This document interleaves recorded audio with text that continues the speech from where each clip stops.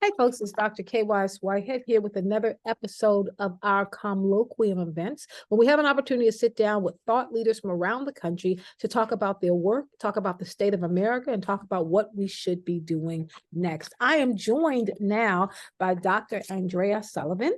She is the author of a newly released book, The Sacrifices of Superwomen, Natural Remedies to Restore Balance. She's going to speak with us about what we can do to make better choices, to take care of ourselves, and to prioritize self-care. I am reminded of something that I heard Toni Cadman-Barr write about when she said there's a difference between being healthy and being well, that we have to make the decision to be well, to really center self-care and not see it as being selfish. Dr. Sullivan, thank you so much for joining us. Well, thank you so much for having me. It's really a pleasure. I can't tell you how grateful I am to be able to do this and to talk to your audience about my book, because I'm excited about that. It's absolutely needed. Actually, I will start with we're trying to just center what I'm struggling with. I've been dealing with some sickness in my chest, and I went to your book where it talks about what do you do in terms of natural remedies. So can you talk a little bit about the importance of restoring balance, not just taking medication when we are under the weather, as people would say, when we're not feeling our best, not immediately going to Tylenol or NyQuil or DayQuil, but thinking about the restoring of balance. Can you talk a bit about that? Absolutely. Well, first, as a naturopathic and homeopathic physician, we also are into prevention. So, for example, one of the chapters in the book is about sleep. And I put sleep, what a concept, because I can ask every single patient, new patients especially, of course, how much sleep do you get? And they'll say not enough. Just like the question, how much water do you drink? And they'll say not enough. There's some very basic lifestyle things that we can do to prevent dis-ease, as I call it, not disease, but dis-ease, and not necessarily have to move toward the direction of pharmaceutical drugs. So, for example, we need to get 6 to 8 hours of sleep, and most of us don't do that. I need 8, I know that. Most of us get 5, or people will say, well, I go to bed at 1 and I get 8 hours sleep because I get up at 9. But our brain decides, for whatever reason, to release toxins between 10 and 12 p.m. So the ideal time to go to sleep is between 10 and 12. And so that you can have those neural connections working optimally, that is the time that you want to get your rest.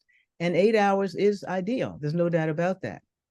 Without adequate sleep, you've got poor concentration, you've got poor immunity, you've got poor memory, you've got fatigue. So all of those things can assist, sleep can assist with all of those things changing. And as you said, it's about choice. Probably my book has the word choice in it 1,000 times, because it's not about necessarily your background even. It's about the choices you make now. And yes, our backgrounds play into that because we have certain thought processes from the microaggressions and the macroaggressions that we've all suffered, but we still have to make different choices every moment, not just every day, every moment. Whether it's food, whether it's thought, whether it's how you're going to respond to a situation, those choices are important. Now, I know you are the first African-American to receive a PhD in sociology and criminology from the University of Pennsylvania. How does that background, your kind of academic background, tie into the work you've done getting a degree in naturopathic medicine? Yeah, that's a good question. So it does tie in, especially this book is a culmination of that. And my first book as well. My first book was called A Path to Healing, A Guide to Wellness for Body, Mind, and Soul. That was put out by Doubleday several years ago. But nonetheless, this book talks specifically about the Sojourner Syndrome. The Sojourner Syndrome, Sojourner Truth was a woman who was definitely for the collective. She spent her life talking about the intersectionality of racism and sexism. She was one of the first people in the Declaration of Sentiments, which was a document that was put out by the women that had that particular seminar in early 1900s in Seneca Falls, New York, that talked about the disparities of whether it was income, education, the sexism, all of those situations that we suffer now. She was one of the leaders of that particular document. So the Sojourner Syndrome speaks to the differences in our wealth, in our jobs, in our the ways in which, for example, we couldn't even have a single passport. If you were married, you had to be on your husband's passport as some anonymous person. As a single woman, you could have a passport, but not if you were married, because basically we were their property. So that sojourner syndrome is a combination of our history, our meaning African American women, and the history of women. Sojourner was a person who fought tirelessly and did not take care of herself, and thus died from leg ulcers from diabetes. So, that syndrome is what continues in our community, because we take care of everyone else but ourselves, it seems, and it has got to stop. And to your point in your opening statement about self-care not being selfish, no, you cannot take care of someone else unless you take care of yourself first. That is just not the way it's supposed to work. It is not selfish. It's about self-love. And based on our history, and for good reasons, self-love has been not a particularly high commodity in our community. So we have to get to that by doing small things daily and consistency that let yourself know, I'm loving myself today. I'm loving myself consistently. It could be 10 minutes. It doesn't have to be a whole day. Maybe you go for a 10-minute walk 3 times a week. Maybe you drink more water. Maybe you get more sleep. Maybe you say nice things to yourself. Maybe you hug yourself. These things sound simple, but they have to be done in order to create the wellness that we deserve. This is not something we don't deserve. We deserve to be well. And that's the premise of the book. The Sojourner Syndrome, I combine with this concept of weathering. Weathering is a concept that's also in sociology that speaks to how we have been worn like rock, like soil, into sand to disintegrate. And we have been weathering through marginalization. We've been weathering through the sick care system. We've been weathering through the racism. We've been weathering through so many, many systems in our country that we have turned to sand. And then the Superwoman syndrome is also a sociological construct that comes as a response to our being called Jezebel and Mammy and all the things that we were called during Jim Crow. And that was a response to say, hey, we're resilient. We are bold. We are beautiful. We are all that we need to be. Stop demeaning us. So, but Superwoman, like Superman, has its kryptonite. Superman used to be worn down by the kryptonite. We get worn down by the Superwoman aspect. Yes, we are resilient. Yes, we are bold. Yes, we are all those things, but we have to be resilient with our self-care as well. So one of the things I know when I took a look at this book, which by the way, I completely enjoyed, it really spoke to me and to what I was dealing with. And some of the chapters I was familiar with. I talk a lot on my radio show about the racial weathering of Black women and pushing against this Superwoman mythology, that the Superwoman mythology is actually killing us because we are training our daughters of how to live up to being the mule of the world. And we know that mules get kicked around, mules get abused, mules get discarded. And we were putting ourselves in that position to do that. But I really started to think a lot about this notion of do something different and take control. So I have been working hard to be healthy. And now I'm challenging myself to be well. Because when I don't sleep, but I still get up and I go to the gym and I make healthy food choices, I'm still not consciously choosing to be well. Like it's not just about working out every day or choosing, a tofu sandwich over a burger. But it's the things you talked about. Like, what does it mean to remove people from your life who are stressful? What does it mean to make a decision that adult children are adults first? And we can stop mothering them in the same way we mothered them when they were 7 as a form of being well, as a wellness check to say, we don't have to mother our spouses or our partners. We don't have to do that. So can you talk a little bit about how we can disconnect from toxicity, whether it's a toxic person or a job or a situation? Well, boundaries is a big word, and boundaries are very, very, very, very necessary. We have to have boundaries, and that's part of self-love. This is not, oh my gosh, I'm separating from my good friend because she spreads gossip about me and I feel guilty. No, Absolutely not. There's no reason for you to feel guilty. She is or he is toxic. That's just the way it is. And that means you have to create some space. You have to love yourself enough to say, I am not doing this anymore. Today is the last day I am doing this behavior and this activity. And you can share that information with the person if you like, but you have to share it with yourself. And one of the things you can do is write a letter. Write a letter about all these experiences, tear it up and burn it, and let that energy go. And then you can have a conversation with whomever this is and just share, this is what I'm doing. Or you cannot share. It doesn't matter. You can just share by saying, I'm not picking up the phone, or I'm not going to say yes to your requests anymore to do X, Y, and Z. If they ask you why, you're going to tell them why in a loving way, because you're not respectful, because you're not good to me, because I'm getting people out of my life who don't love me in the way that I choose to be loved. It's a choice. Everything goes back to choice every single day, every single moment. If you don't choose wellness, you're not going to be well. That's really just that simple. And wellness comes in a big package with a big bow. It's a great gift. It's a great gift.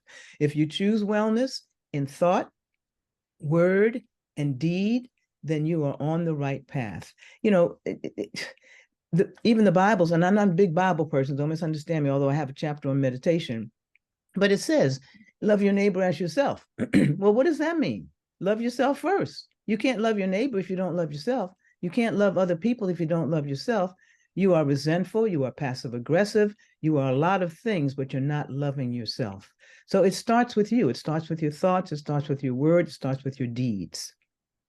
And something I was looking at, going through the chapter on the food you should eat. Ah. But I mean, as we all do, I was going through this kind of doing my checklist. No, I don't drink soft drinks. I don't drink coffee. I gave up coffee maybe 135 days ago. And I'm like, I don't know if I'm healthier, but I've given up coffee. And even though it was like black coffee with almond milk, I'm like, no, I'm moving to teas. I did that. So I have most of the things, I don't eat eggs at all. I'm trying to give up my mozzarella sticks. I'm working on it. But the thing that got me is that you talk about eat the fish that swim, but not the fish that crawl.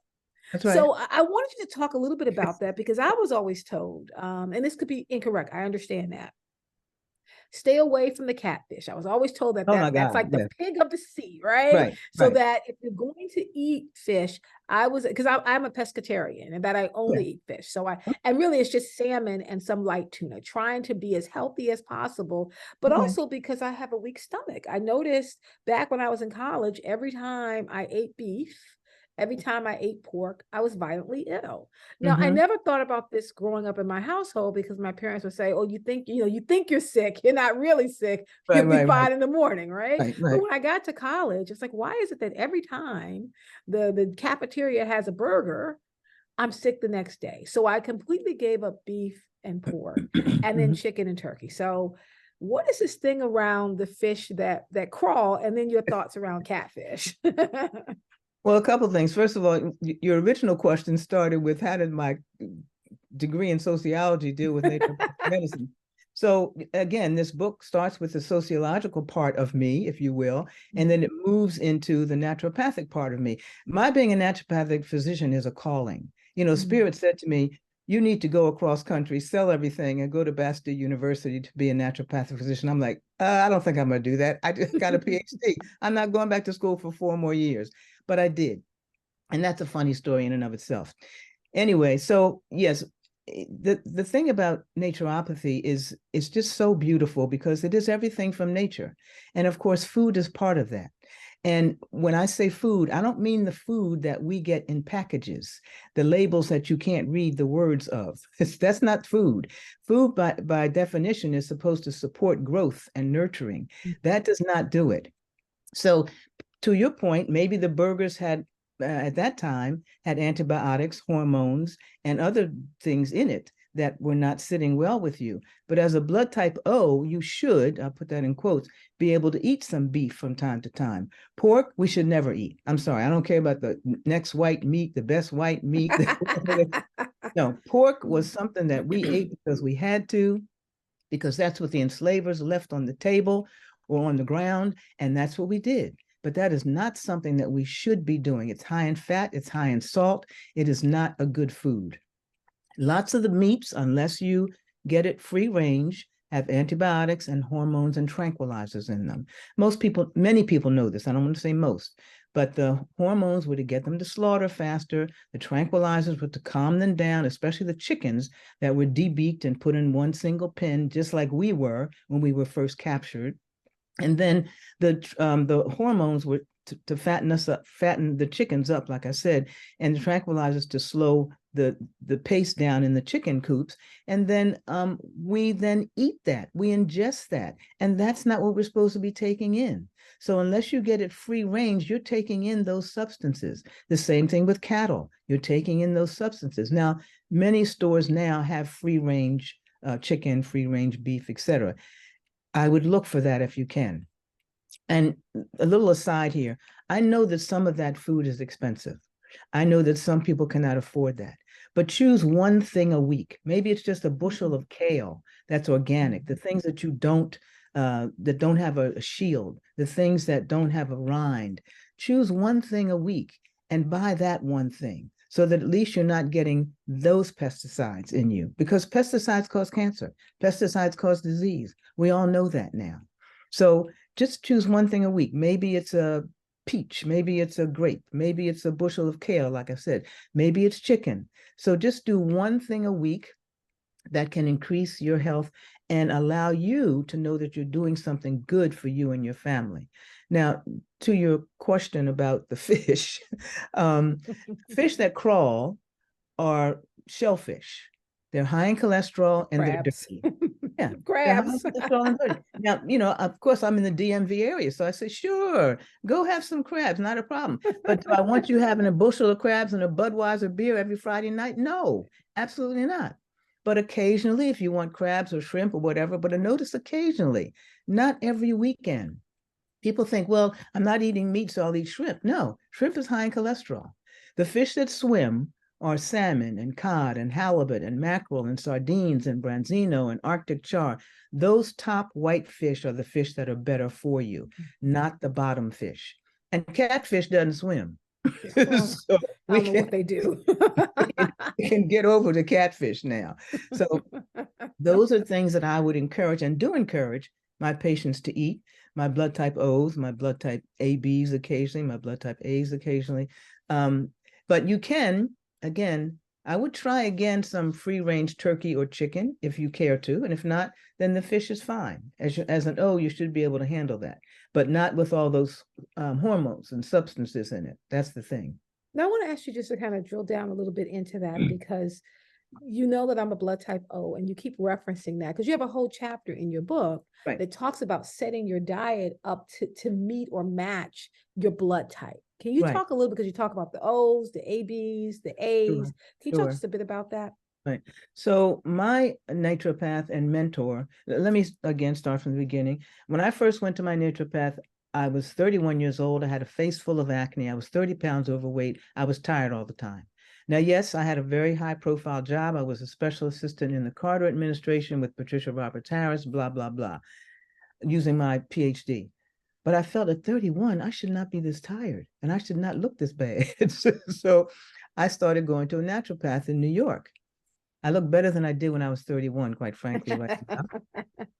And he said to me, you should be a naturopath after hearing my story. Because one of the things that is so important in healthcare, which doesn't exist in the sick care system, is to listen to the person's story. We all have a story. We all have things that have happened to us that then trigger our immunity, that trigger ourselves to move into this thing called dis-ease. Dis-ease just doesn't happen in, all of a sudden. I have patients say, yeah, doc, I just got diabetes on Monday. No, you didn't just get diabetes on Monday. You got diabetes from the moment you kept eating those Kit Kats or Twix or whatever that stuff is that you eat. So you have to be mindful that it's a progression, it's a process. So he said to me, you should be a naturopath. And I said, excuse me, sir. Now, mind you, this was in 1982, 81. Just give me some of those bat feathers or whatever you boil up in the back room, and I'm going to go back to DC, because nobody had ever heard of naturopathy.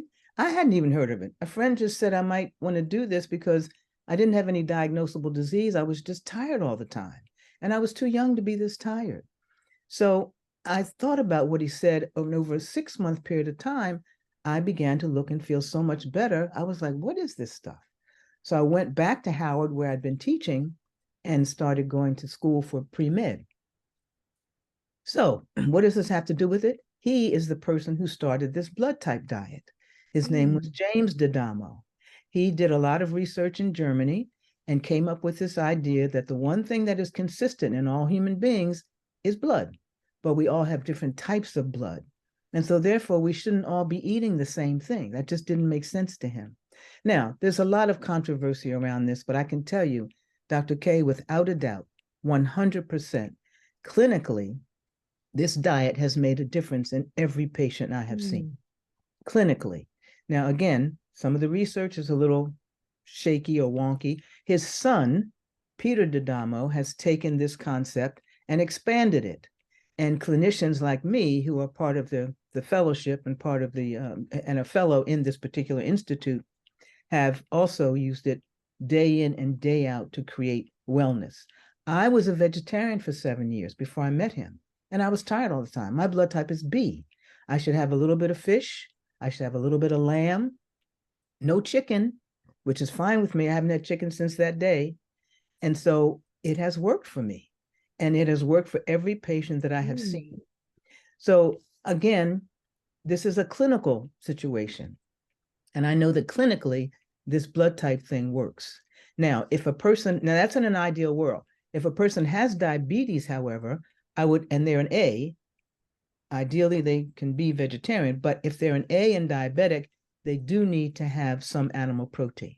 So I don't want to give a blanket statement here and then people take it and run with it and get ill. This is not to be used as a prescription. This is an interview, folks. So just be mindful of what it is that I'm saying and what you're doing. So yes, that's how I came upon the blood type diets. Now I was looking at, because I'm O, and it says that an O in an ideal world should not be a vegetarian, or I'm assuming even a pescatarian, because you're saying an O should eat chicken, lamb, bison, some fish, not shellfish, of course, and turkey, and actually to not do starches and beans because it's not something that O's digest easily. That's right. That's what, again, that's clinically. That's what it is. But an A can do just the opposite. So all of your family is opposite from you. Now, you can certainly just stay with fish if you want to do that. That's fine. But the point is you have to have some animal protein. You cannot be vegetarian. It's not going to work for you. It's not going to work for you. I don't know your health history. And maybe there are moments, for example, that I might have an O be vegetarian if they're suffering from some particular disease syndrome. But as a general rule, I don't have O's being vegetarian. No. Okay, so now I have my last piece. This is really changing the way I'm thinking about everything. I'm like, I'm an O. What does this mean? That's good. But I'm challenging myself to think differently. I want to ask you about chapter 7 and chapter 8. So chapter 7 says, go to sleep. What a concept. You mentioned earlier about this notion of 6 to 8 hours. I can't be the only one who is struggling with this time change. And for some reason, ever since the time has changed, or maybe I'm in the middle of stress, but waking up every single morning and then struggling to get back to sleep, even going to bed earlier. What do you suggest? How do we relax so that we can actually rest, not just collapse and fall out because you're dead tired, but like relaxing so you can sleep? Right. Well, one of the things I say in the book is that you have to have a sleep health pattern. Okay. So generally speaking, you want to do something like a little calcium magnesium. That's what I have my patients do before bed. First of all, you want to shut everything down at 10, everything. No iPads, iWatches, iPhones, nothing. And all of that stuff goes out of your bedroom. Your bedroom is not your office. That is not the purpose of your bedroom. So all of those technological instruments need to go. You take a shower, you go to bed. You don't take a shower and get into bed and watch TV. You don't take a shower and get into bed and talk on the phone. You don't take a shower and get into bed and read the Bible. These are some of the things I hear. You don't take a shower and get into bed and play a game. No, you get in the bed, you go to sleep. After you shower, ideally your room should be on 62, 60 degrees, 58 even, because a cool temperature allows you to relax and sleep better. So those are just some things that are tips in there. There's some others that I encourage people to just work with, even if, it's just 2 days a week to start. Because I have, like you, so many patients who are busy and they're doing their thing and they're up until midnight and 1 o'clock. Now, are there times when you're up until midnight? Yes, I have experienced that because I just finished this book and it just came out and I'm doing lots of things, but that is not my general pattern. Do I have a TV in our bedroom? No, there is no TV. There's no TV. You cannot watch the news at night and think that you're going to sleep peacefully, because the news this accelerates and makes your stress hormones go crazy. So you cannot do that. So you have to stop all of that at a reasonable hour, take a shower, go to bed. And again, not get on your phone, not read the Bible, not do all these kinds of, and people say, well, reading makes me go to sleep. Okay, but then I wake up. Yes, because all the things you've read are now in your consciousness. So just go to bed. And also exercise. Now, if you want to do a yoga pose, that's fine. But vigorous exercise before bed is not necessarily the best thing to do, because that also gets you revved up and going. Exercise is best in the morning, or sometime, like 5 o'clock maybe would be the latest, depending upon your schedule. Which is where I was going to end, to talk about exercise. You said just do it, even baby steps. Baby so steps. Can you talk, you said really just 30 minutes are what people need. I want to have you talk about the time, and then I actually want to have you connect exercise even to blood type, because you have a whole piece about, it's not just what you eat with your blood type, even the way you exercise. Right. So yeah, well, I start people at 10 minutes 3 times a week. I mean, again, baby steps. Because keep in mind now, Dr. K, over 50% of African-American women are either overweight or obese. So I'm not going to have somebody who's obese out there jogging 3 miles. No, because that can be hurtful. It can be dangerous. It can be damaging. But 10 minutes 3 times a week, they can handle that. It's funny because I used to start with a half an hour, and they say, Doc, I didn't have half an hour, so I didn't do anything. Okay. Then I went down to 20 minutes. I didn't have 20 minutes, so I didn't do anything. So now I'm down to 10 minutes after the last 15 years of practice. 10 minutes, 3 times a week, we're good. And then they want to do more. So that's a good thing, because they see the benefit. They'll say, yeah, I'm sleeping better. I'm feeling so good. I did a mile today. So these little encouraging moments are good for our psyche and good for our well-being. So yes, there are different exercises for different blood types. Blood type O, you said you go to the gym. I hope your activity is vigorous, because you need vigorous exercise, aerobic, vigorous exercise. Blood type A's, who are the opposite of you, need softer, gentler exercises. Yoga, Tai Chi, Aikido, swimming. Why? Because the blood type A always has a thought, plan, process, something going on in their mind that keeps them like this all the time. Meaning that they're always on alert. Their minds are very, very, very, very active. They have a thought, a plan, a project, something that they're considering doing. And they can't do it all because they're just too involved in being so active. So something that calms their central nervous system is what we want for blood type A. Blood type ABs are kind of in between A and B, obviously. So they can use the same kinds of exercises that an A can use, because they have an active mind too. Blood type B, which is what I am, is the best of both worlds, because it's in between an A and an O. So all of those exercises are good, whether it's something vigorous and like running. When I was in medical school, I used to run 6 miles a day just to keep my sanity. I don't do that now because I want to keep my knees. I used to run a lot. So then I went to biking. So now I spin regularly and I swim. So those things are what keep me active. And then I do yoga occasionally. Yoga is excellent for blood type ABs and blood type As, because again, there's a calming part, there's a centering part, there's also an active part. And all of that's important for those two blood types. So there is a difference. So if I have an A who's jogging, 5 miles a day, I'm going to ask them to, back that down a little bit and do something else, or at least add some yoga to it so we can calm the central nervous system. Mm-hmm. Thank you so much, Dr. Andrea Sullivan. The book is The Sacrifices of. Can I just add one thing? Yes, ma'am, please. The last chapter is about meditation and what I know to be true. Okay. And that's so important because there's so much going on, especially now. There's so much going on in this world now that we have to find some inner world activity.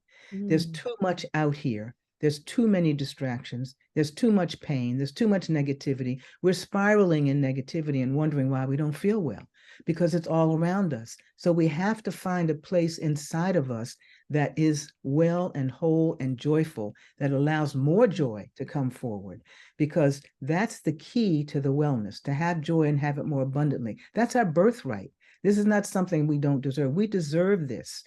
God didn't put us here and say, okay, I'm gonna make y'all sick and broke and tired.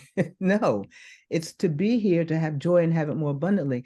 And so that means the kingdom of heaven is within, and we have to go within to find that kingdom of heaven, because out here is not the kingdom of heaven.